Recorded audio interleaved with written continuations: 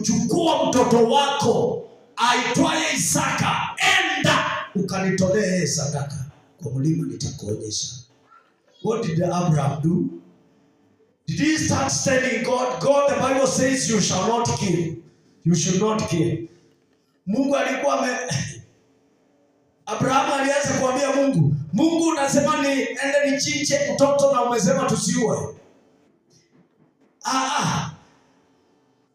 Abraham akaanza kuambia Mungu nakumbuka uliniambia kutoka kwa mtoto huyu umenipatia na unaniambia nikamtoe dhabihu ndio nitakuwa baba wa mataifa. Akaanza kuambia Mungu kile alisema. He obeyed.